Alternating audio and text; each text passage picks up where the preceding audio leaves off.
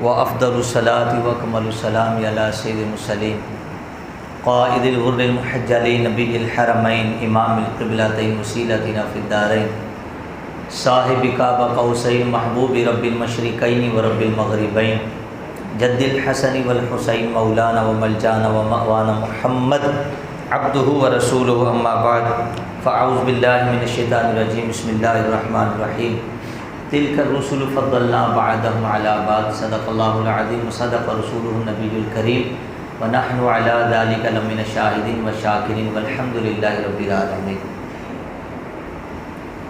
اے رضا جانے انا دل تیرے نغموں کا نثار، بلبلے باغ مدینہ تیرا کہنا کیا ہے۔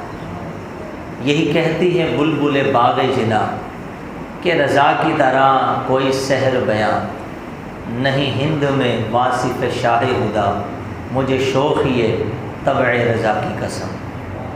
سب سے پہلے تو جامع مسجد صراط الجنان کے امام انتظامیہ اور آپ تمام اہل محلہ کا بالخصوص حضرت علامہ مولانا احمد رضا عطاری مدنی صاحب کا مشکور ہوں کہ آپ حضرات نے بندہ نچیز کو مدعو کیا۔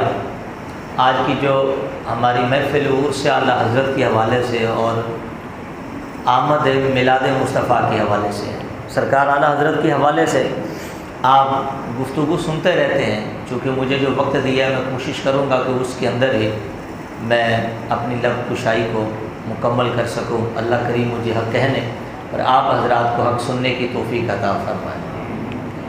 اعلیٰ حضرت رضی اللہ تعالیٰ عنہ 1272 سن ہجری بمطابق 1856 عیسوی میں دنیا میں جلوہ فرما ہوئے۔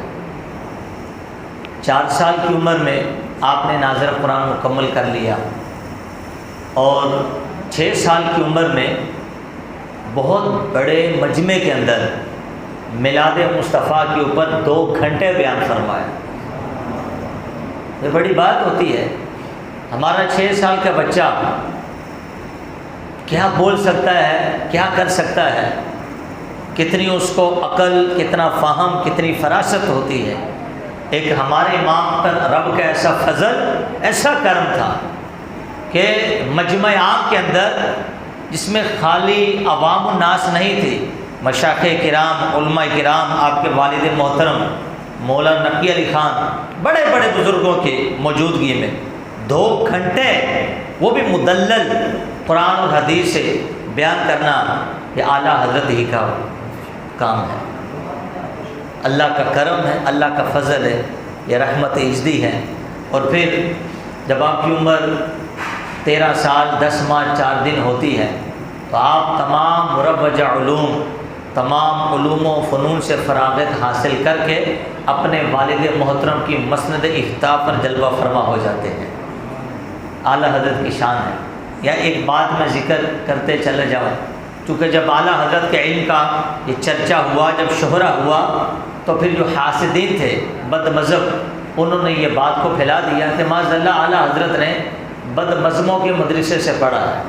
حالانکہ ہسٹری اور تاریخ کو جب ہم دیکھتے ہیں تو اعلیٰ حضرت جب تمام علوم مروجہ سے، علوم عقلیہ نقلیہ سے فراغت حاصل کر چکے تھے تو وہ جو سن تھی وہ 1869 عیسوی تھی، لیکن جب ان لوگوں کا مدرسہ ایک مسجد کے نیچے قائم ہوا تو وہ 1866 تھے۔ تو لہٰذا اعلیٰ حضرت نے کسی بد مذہب سے نہیں پڑھا بلکہ اپنے والد محترم سے پڑھا ہے، اپنے پیر و مرشد سے پڑھا ہے، حضرت علامہ عبد القادر مرزا بیگ رحمۃ اللہ علیہ سے پڑھا ہے، عبد العلی رامپوری سے پڑھا ہے، جو چند اساتذہ اعلیٰ حضرت کے ہیں جن میں مین جو آپ کے استاد ہیں وہ آپ کے والد محترم مولانا نقی علی خان رحمۃ اللہ تعالیٰ علیہ ہیں۔ اور پھر یہ دیکھیے سائنس اور آرٹس یہ 2 الگ الگ علوم ہیں۔ آرٹس انسان بناتا ہے اور سائنس مشین۔ اعلیٰ حضرت کی ذات میں دونوں علوم بالکل نمایاں نظر آتے ہیں، اور اعلیٰ حضرت کے جو ہم اثر سائنسدان تھے، جو علم و دانشور اور علم کی گہرائی تک جانے والے لوگ، اور جب کسی پیچیدہ مسئلے میں پھنستے رجوع اعلیٰ حضرت کی طرف کرتے تھے۔ یہاں تک کہ لاہور کے مشہور پروفیسر حاکم علی اور اسی طرح علی گڑھ مسلم یونیورسٹی کے وائس چانسلر ڈاکٹر سر ضیاء الدین بالکل اس میں نمایاں ہیں۔ اعلیٰ حضرت رضی اللہ تعالیٰ عنہ جدید سائنس کے اوپر بھی بڑی مہارت رکھتے تھے، مہارت نہیں بلکہ مہارت تامہ رکھتے تھے۔ اب اس پہ سرکار اعلیٰ حضرت نے 2 رسالے تصنیف فرمائے، ایک کا نام ہے در رد حرکت زمین۔ اعلیٰ حضرت نے اس بات کو ثابت کیا فتاویٰ رضویہ شریف کے اندر 2 رسالے لکھ کر کہ زمین ساکن ہے اور سورج گھوم رہا ہے، جبکہ سائنس یہ کہتی ہے کہ زمین گھوم رہی ہے۔ تو آپ نے نزول آیات قرآن، نزول آیات فرقان بسکون زمین و آسمان، اس رسالے کو تصنیف فرمایا، اور پھر ایک یہ رسالہ تصنیف فرمایا کہ جس میں یہ ثابت کیا کہ زمین ٹھہری ہوئی ہے۔ حقیقت میں جو چاند ہے، یہ جو سورج ہے یہ پھرتا ہے، سورج چکر لگاتا ہے، زمین بالکل ساکن ہے۔ جب آپ نے اس تحقیق کو لکھا، اپنی ریسرچ کو دنیا کے سامنے پیش کیا، تو دنیا جہاں کے جتنے سائنسدان تھے ان کی عقلیں حیران اور ششدر رہ گئی کہ اللہ نے اعلیٰ حضرت کو کیسا علم عطا فرمایا ہے، اور یہ ثابت بھی قرآن کی آیات سے کیا۔ در رد زمین یہ رسالہ لکھا اعلیٰ حضرت نے، اور علم دیکھیے خدا کی قسم اعلیٰ حضرت کا کیسا ہے۔ اور عقائد کے میدان میں جہاں تک تعلق ہے اعلیٰ حضرت کا، تو عقائد اور افکار کے اندر آپ صحابہ، تابعین، سلف و صالحین کے پیروکار ہیں۔ امام اعظم ابو حنیفہ کے مقلد ہیں، حضور شیخ عبد القادر جیلانی رضی اللہ تعالیٰ عنہ سے روحانی نسبت میں قادری ہیں۔ چاروں سلاسل طریقت کے اندر اعلیٰ حضرت کو خلافت حاصل ہے، اور پھر اعلیٰ حضرت رضی اللہ تعالیٰ عنہ کی جب عمر مبارک 16 سال پہنچتی ہے، تو پھر اس وقت مسلم و ثبوت ایک بہت ہی مشکل کتاب جو کہ تخصص کے اندر مفتیان کرام کو پڑھائی جاتی ہے، اس پہ سرکار اعلیٰ حضرت ایک حاشیہ رقم فرما دیتے ہیں۔ اور پھر جب آپ کی عمر 22 سال پہنچتی ہے، بغرض بیعت اپنے والد صاحب کے ساتھ آپ مارا ہرا شریف کا رستہ اختیار کرتے ہیں۔ تاریخ دان گواہ ہیں، حیات اعلیٰ حضرت پڑھ کے دیکھیے، بڑے بڑے مورخین نے اس بات کو لکھا کہ سرکار اعلیٰ حضرت کے پیر و مرشد سیدنا آل رسول، سیدنا شاہ آل رسول اپنے مرحرہ سے اٹھ کر اس گلی کے کونے پہ کھڑے ہو جاتے ہیں کہ جو رستہ سیدھا بریلی شریف کی طرف جاتا تھا۔ مرید آئے اور آگے کہا کہ حضرت آپ یہاں پہ کیوں آئے ہیں، کوئی کام ہے، کوئی وجہ ہے؟ تو آپ نے فرمایا کوئی کام کوئی وجہ نہیں، حقیقت یہ ہے کہ مجھے بریلی سے ایک عاشق کے رسول کی خوشبو آ رہی ہے، میں اس کا استقبال کر رہا ہوں۔ مرید ہو تو ایسا ہو کہ جس پہ ناز پیر کرتا ہو۔ حشر کا دن ہوگا تو امام اعظم ابو حنیفہ بھی کہتے ہیں کہ میں امام جعفر صادق کو پیش کروں گا، کوئی کہتا ہے میں امام باقر کو پیش کروں گا، امام مالک کہتے ہیں تو میں آل رسول کو پیش کروں گا، امام شافعی کہتے ہیں تو میں آل رسول کو پیش کروں گا، امام احمد بن حنبل کہتے ہیں کہ میں آل رسول کو پیش کروں گا رب کی بارگاہ میں، اور جسے آل رسول پیش کرے وہ امام احمد رضا ہے، وہ امام احمد رضا ہے۔ جب اعلیٰ حضرت اپنے پیر کے آستانے میں آئے تو لگتا یوں تھا کہ پیر و مرشد بڑی بے آب و تاب کے ساتھ اپنے مرید کامل کے انتظار میں تھے۔ آتے ہی آپ نے اعلیٰ حضرت کو اپنی خلافت عطا فرمائی، بیعت سے نوازا، خلافت سے نوازا، صرف ایک نہیں بلکہ 13 سلسلوں میں اعلیٰ حضرت کو سند خلافت سے نوازا، اور پھر وہیں پر بیٹھے سارے مریدین کی طرف توجہ فرمائی اور فرمایا کہ سنو، جب حشر کا دن برپا ہوگا اللہ رب العزت سیدنا آل رسول سے پوچھے گا، اے آل رسول مرحبی بتا تو میرے لیے کیا لایا؟ میں اٹھا کے احمد رضا کو رب کی بارگاہ میں پیش کر دوں گا اور کہوں گا اللہ یہ تحفہ تیری بارگاہ میں لا، اس کو قبول فرما رہے۔ یہ اعلیٰ حضرت ہے۔ اور پھر جب آپ کی عمر 23 سال ہوتی ہے تو پھر پہلی بار حج کی سعادت حاصل پانے کے لیے، گنبد خضرا کا دیدار کرنے کے لیے اپنے والد محترم کے ساتھ جاتے ہیں، اراکین حج ادا کرتے ہیں۔ پھر ایک دن عصر کی نماز پڑھ کے حرم سے مسجد سے جب باہر آ رہے ہوتے ہیں تو سید وہاں کے مفتی شافعی اعلیٰ حضرت کو دیکھا تو دیکھتے ہی رہ گئے کہ اس چہرے پہ تو فرشتوں کا تقدس دکھائی دیتا ہے۔ بولنے والے تو یہاں تک بول گئے کہ اعلیٰ حضرت اگر دامن نچوڑیں تو مالا اعلیٰ کے فرشتے آ کے وضو کرنا شروع کر دیں۔ وہ اعلیٰ حضرت کہ جو اپنی مثال آپ ہے، جس کا عشق بھی با کمال، جو اپنی مثال آپ ہے، جن کا ثانی دنیا میں نہیں ملتا۔ جب مفتی شافعیہ نے، حسین بن صالح نے جب اعلیٰ حضرت کو دیکھا تو ٹک ٹکی باندھ کر دیکھتے رہے، پھر قریب گئے اور اعلیٰ حضرت کی کلائی کو تھاما اور کہا کہ میں تجھے ایسے نہیں دیکھ رہا، واللہ انی لعاجد نور اللہ ھذا الجمیل، رب کعبہ کی قسم میں تیری پیشانی میں رب کا چمکتا ہوا نور دیکھ رہا ہوں۔ یعنی وہاں کا مفتی شافعی حسین بن صالح اعلیٰ حضرت کی پیشانی کو چوم رہا ہے، کہتے بیٹا میں ایسے نہیں دیکھ رہا، بلکہ میں دیکھ رہا ہوں کہ تیرے پیشانی پر اللہ کا نور چمک رہا ہے۔ اور پھر جب اعلیٰ حضرت مکے سے مدینے کی طرف جا رہے ہوتے ہیں، جب کعبے کو دیکھتے ہیں تو کعبے کو دیکھ کے پھر بدیع و کلام لکھے، حاجیو آؤ شہنشاہ کا روزہ دیکھو، کعبہ تو دیکھ چکے اب کعبے کا کعبہ دیکھو۔ یہ اعلیٰ حضرت کا کشف تھا۔ واقعی صوفیہ نے لکھا کہ اعلیٰ حضرت کو کعبے سے آواز آئی ہوگی، جب ہی تو کہتے ہیں غور سے سن تو رضا، یہ کعبے سے آتی ہے صدا کہ میری آنکھوں سے میرے پیارے کا روزہ دیکھو۔ سبحان اللہ۔ اب سرزمین مدینہ میں اس عاشق رسول کی جلوہ گری ہو رہی ہے۔ سرزمین مدینہ میں یہ عاشق رسول آئے، ارے مدینے کے اندر کسی نے امام مالک کو جاتے دیکھا ہو تو خبر ہو کہ مدینے کی حاضری کیسی ہوتی ہے، امام رفاعی کو جاتے دیکھا ہو تو پتہ چلے، ملا عبد الرحمن جامی کو جاتے دیکھا ہو تو پتہ چلے۔ آج سرکار کا ایک سچا عاشق رسول ایک نئی تاریخ رقم کروانے کے لیے مدینے میں جلوہ گر ہو رہا ہے۔ جب اعلیٰ حضرت مدینہ شریف میں گئے اور مواجہ شریف کے سامنے پہنچے، نبی پاک علیہ السلام کی بارگاہ میں حاضری ہوئی، ایک دن گزرا، 2 دن گزرے، نہ خواب کے اندر مصطفیٰ کا دیدار، نہ کوئی اشارہ ہے، تو پھر وہیں پر پھر بدی اعلیٰ حضرت نے یہ کلام لکھا، وہ سوئے لال آزار پھرتے ہیں، تیرے دن اے بہار پھرتے ہیں، کلام لکھتے رہے، جو تیرے در سے یار پھرتے ہیں وہ در بدر یوں ہی خار پھرتے ہیں۔ اور پھر عشق کی بارگاہ میں آگے پہنچے، کہا کوئی کیوں پوچھے تیری بات رضا، تجھ سے کتے ہزار پھرتے ہیں۔ اس تکرار پہ آ کے، شعر پہ آ کے اعلیٰ حضرت تکرار کرتے رہے اور کہتے رہے تجھ سے کتے ہزار پھرتے ہیں، تجھ سے کتے ہزار پھرتے ہیں۔ اتنے میں مواجہ شریف سے سرکار اعلیٰ حضرت کے دل پہ القاء ہوتا ہے، حضور فرماتے ہیں اے احمد رضا، اور آتے ہیں تو خوابوں میں ملتا ہوں، تو آتا ہے تو تجھے ماتھے کی آنکھوں سے دیدار کروانے کے لیے تیار ہو گیا۔ ہمارے امام نے ماتھے کی آنکھوں سے عین بیداری کی حالت میں مصطفیٰ جان رحمت کا دیدار کیا، اور جس نے دیکھا ہو نا وہی لکھ سکتا ہے۔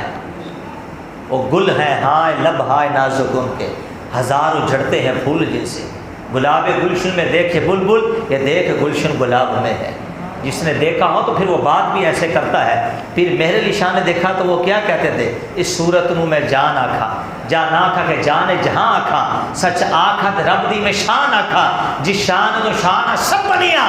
میرے امام نے دیکھا تو کہتے وہ کمال حسن حضور ہے، وہ کمال حسن حضور ہے کہ کمال نقص جہاں نہیں، یہی پھول خار سے دور ہے، یہی شمع ہے کہ دعا نہیں۔ یہ اعلیٰ حضرت کا، یہ اعلیٰ حضرت کی نگاہ تھی، وہ نبی پاک علیہ السلام کا جلوہ تھا، خدا کی قسم جو بسا۔ اور جب آپ کلام لکھتے ہیں تو یوں ایسا لگتا ہے کہ جیسے رخ زیبا ودوحا کا چہرہ اعلیٰ حضرت کے پیش نظر ہو، اور اعلیٰ حضرت مصطفیٰ کے چہرے کو دیکھ دیکھ کر کلام لکھ رہے ہوں۔ بالکل قرآن کی تفسیر اور حدیث کا مظہر اتم، مظہر کامل سرکار اعلیٰ حضرت کا یہ ہدایت کی بخشش ہے، اس میں کوئی دو رائے، کوئی شک نہیں۔ اور پھر جب دوسری بار جب سرکار اعلیٰ حضرت مکہ شریف میں حاضر ہوئے تو اس وقت آپ کے والد محترم کا انتقال ہو چکا تھا، تو وہاں پہ ایک بات پھیلی ہوئی تھی، بد مذہبوں نے یہ بات پھیلا دی کہ بریلی سے ہندی عالم وہ آ رہا ہے کہ جو مشرک ہے، جو شرک کرتا ہے۔ کیا شرک کرتا ہے؟ کہا کہ وہ مجدد اعظم کو معاذ اللہ کافر کہتا ہے، رسول اللہ کے علم کو اللہ کے علم کے ساتھ ملاتا ہے۔ اب جو وہاں کے محمد کمال، مفتی محمد کمال تھے، وہاں کے شریف مکہ جو مکے کے گورنر تھے، ان تک یہ خط پہنچے، لوگوں نے شکایتیں کی، تو انہوں نے شیخ محمد کمال کی یہ ڈیوٹی لگائی، کہا کہ وہ ہندی عالم سے ملو اور مسئلہ پوچھو کیا ہے، اور ان کا موقف تحریر کروا کے میرے سامنے پیش کرو۔ اس کا موقف نبی پاک علیہ السلام کے علم غیب کے حوالے سے کیا ہے۔ اچھا، یہ جو مفتی محمد شیخ کمال تھے، یہ وہی تھے کہ جو تمہید الایمان ما حسام الحرمین کے اوپر وہ تقریر پہلے ہی جاری کر چکے تھے، اور اعلیٰ حضرت کی شیدائی سے دل و جان سے اعلیٰ حضرت سے پیار اور محبت کرتے تھے۔ اعلیٰ حضرت کے پاس آئے اور یوں جیب سے پرچہ نکالا، کہا کہ حضور 5 سوال ہیں آپ کی طرف، ان کے جواب دے دیجیے۔ شریف مکہ یہ کہتے ہیں کہ امام احمد رضا کو کہو اپنا موقف تحریر کر کے دو۔ کمال کی بات یہ کہ شریف مکہ نے بھی 3 سے 4 دن دیے۔ اعلیٰ حضرت کو بخار بہت شدید تھا، اور اعلیٰ حضرت مقام ابراہیم کے پاس بیٹھے تھے، اور آپ کا شہزادہ مفتی حامد رضا خان رحمۃ اللہ تعالی علیہ بھی وہیں پر موجود تھے۔ فرام بیٹا قلم اور دوات لاؤ۔ اس زمانے میں تو پین تو تھا نہیں، قلم اور دوات سے لکھا جاتا تھا۔ قلم اور دوات کو منگوایا، اب اعلیٰ حضرت لکھ رہے ہیں اور لکھتے ہی چلے جا رہے ہیں۔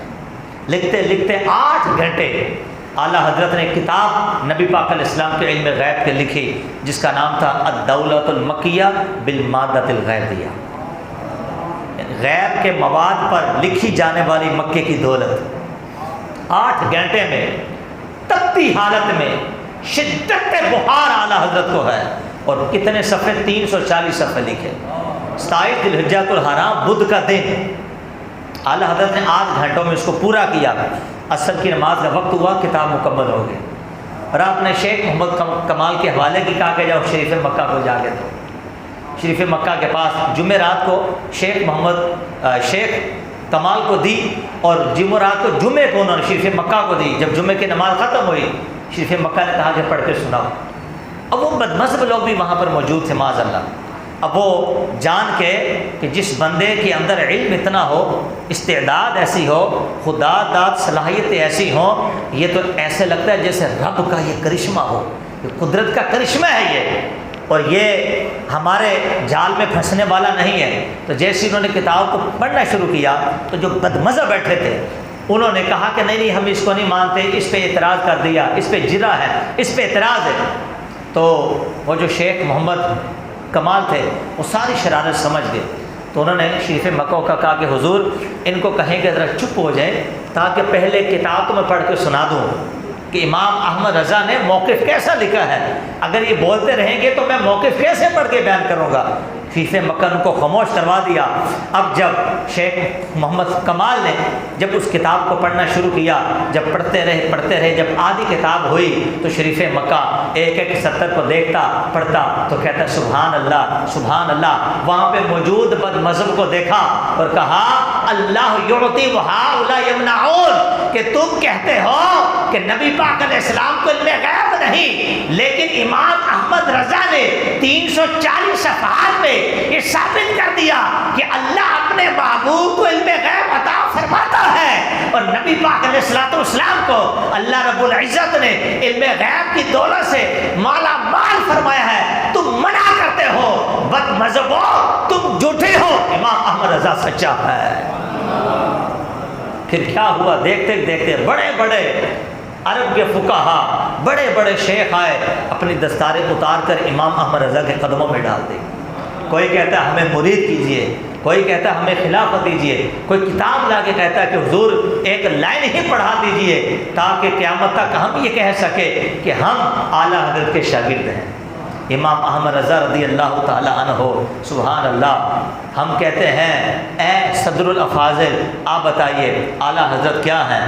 اے عبدالحق محقق علی الاطلاق محدث اعظم کو چھوچوی آپ بتائیے اعلیٰ حضرت کیا ہیں؟ اے پیر جماعت علی شاہ صاحب آپ بتائیے اعلیٰ حضرت کیا ہیں؟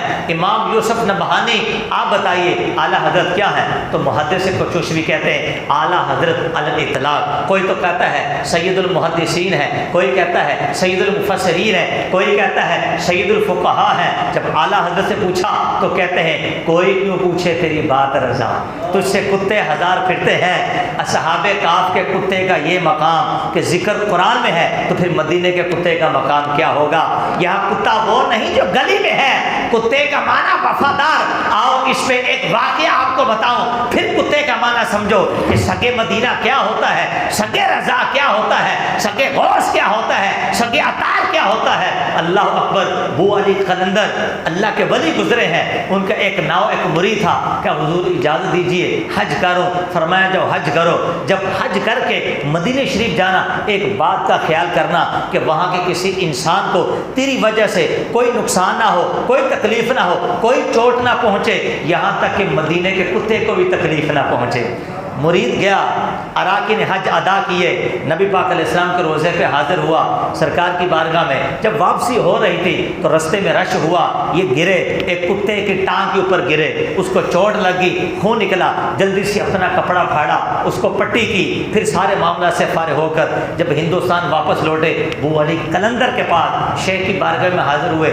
شیخ کا منہ ادھر تھا، شیخ کا منہ ادھر تھا۔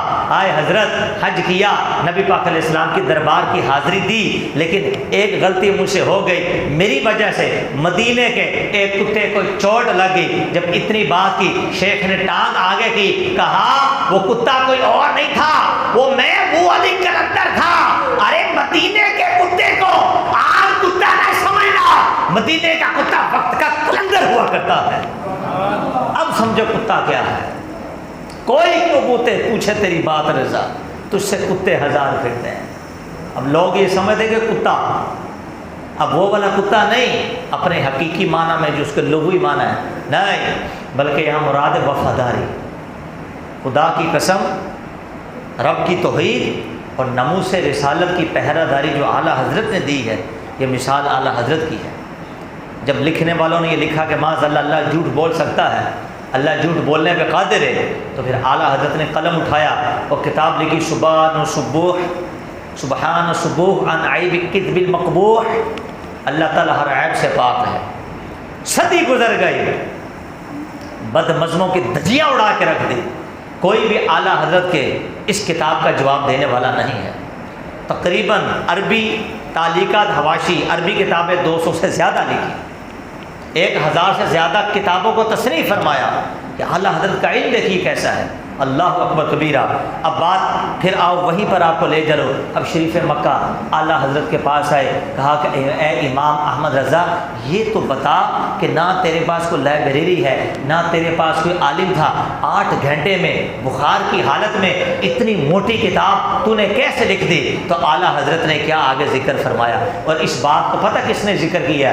میرے پیر و مرشد کے مرشد مولانا ضیاء الدین مدنی رحمۃ اللہ تعالیٰ نے۔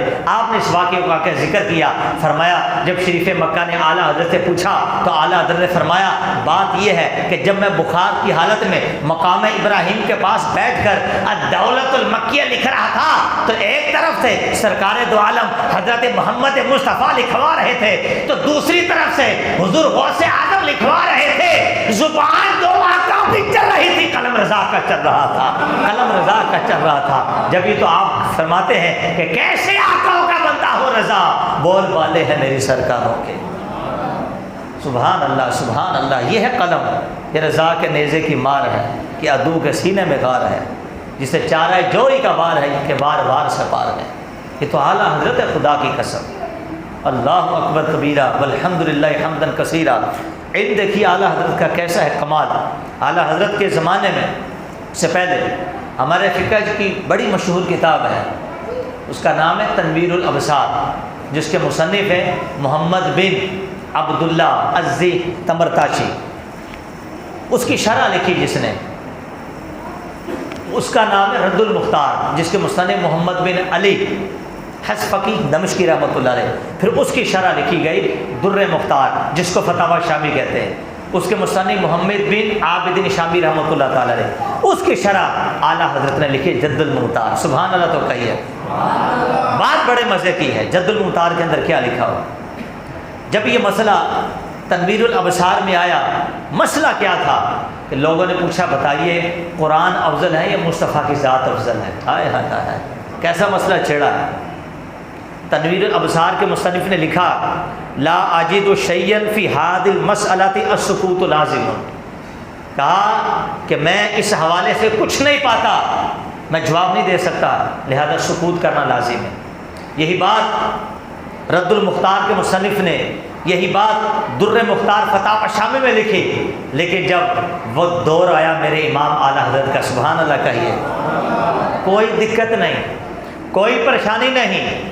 سالوں سال جو مسئلہ حل نہ ہو رہا تھا اعلیٰ حضرت نے آن کی آن میں حل کر دیا. فرمایا میں یہ نہیں کہوں گا کہ میں نہیں جانتا، ولیکن انی عاجز بخدمات ببرکت کلماتکم، تم حضرات کے برکت کلمات کی خدمت کی وجہ سے رضا اس مسئلے کو جان گیا. مسئلہ یہ ہے کہ اگر قرآن کو صفت ازلی پہ مانو کہ جس طرح وہ لوح محفوظ میں تھا، اللہ کا قرآن قدیم، اللہ کی ذات قدیم، مصطفیٰ کی ذات حادث، ان معنوں میں قرآن مصطفیٰ کی ذات سے افضل ہوا.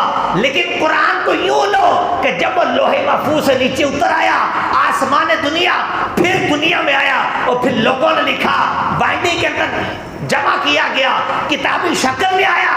اب اس قرآن سے مصطفیٰ کی ذات افضل ہو گئی ہے.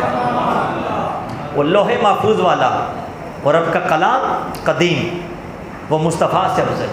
جو دنیا میں ہے مصطفیٰ اس سے افضل. کہو نا ذرا سبحان اللہ. جو مسئلہ حل نہ ہوا میرے امام نے چٹکی میں مسئلہ حل کر دیا. ہائے ہائے ہائے، کہو ذرا اونچی بات ہے سبحان اللہ. اعلیٰ حضرت کا علم ہے، خدا کی قسم اعلیٰ حضرت کا علم. اور پھر یہ دیکھیے، اعلیٰ حضرت بر اعظم کے مفتی تھے، کسی علاقے کے مفتی نہیں تھے. اعلیٰ حضرت کی بارگاہ میں خطوط آتے تھے، 200 ہر روز، 300 1000. اعلیٰ حضرت رات کو خط آتا تو صبح نہ ہوتی جواب دے کے بھیج دیتے. اور علم ایسا کہ یہ جو فقہ انسائکلوپیڈیا اعلیٰ حضرت کا ہندوستان میں یہ اپنی مثال آپ ہے. ایک بادشاہ اورنگزیب عالمگیر، فتاوی ہندیہ آپ نے سنا ہے، فتاوی عالمگیری جس کو بولتے ہیں، تو 500 علماء کی ٹیم کو بٹھایا ہوا تھا، 500 علماء کی ٹیم کو، جنہوں نے بیٹھ کر کئی سال لگ گئے ان کو تو فتاوی عالمگیری تیار کیا. علم کا شاہکار اعلیٰ حضرت کا فتاوی رضویہ 3 گنا اسے بڑھ کے ہے. تنہا لکھا، چلتے پھرتے لکھوا دیا. کبھی کسی غار میں ہوتے، کبھی کسی پہاڑ میں ہوتے، کبھی سفر میں ہوتے، کبھی حضر میں ہوتے، کبھی اپنے آستانے پہ ہوتے، کبھی حرم میں ہوتے، کبھی عجم میں ہوتے. سبحان اللہ کہیے ذرا. اور یہ وہ فتاوی جات ہیں جو آخری عمر کے ہیں، یعنی 10 12 15 سال کے. ورنہ اعلیٰ حضرت تو 13 سال کے مفتی تھے. وہ فتاوی جمع نہ ہوئے، یہ آخری عمر کے فتاوی ہیں. انسائکلوپیڈیا اتنا بڑا کارنامہ تنہا شخص کا ہے کہ سمجھو اعلیٰ حضرت کیا شے ہے. اللہ کی قسم کیا شے ہے اعلیٰ حضرت، بہت بڑی شے ہے. سرکار کے بے شمار معجزات میں سے ایک معجزے کا نام امام احمد رضا خان ہے. اعلیٰ حضرت، مسلک اعلیٰ حضرت محبت رسول کا نام ہے. مسلک اعلیٰ حضرت عشق مصطفیٰ کا نام ہے. اعلیٰ حضرت کے مسلک کو مضبوطی سے پکڑو، ان اللہ کی قسم دنیا میں تم ہی غالب نظر آؤ گے. اور پھر اعلیٰ حضرت کا علم دیکھیے، دین کے علم کے آگے دنیا کے علم کو ایسے بیان کیا کہ دنیا کے علم کو دین کے علم کا غلام بنا دیا.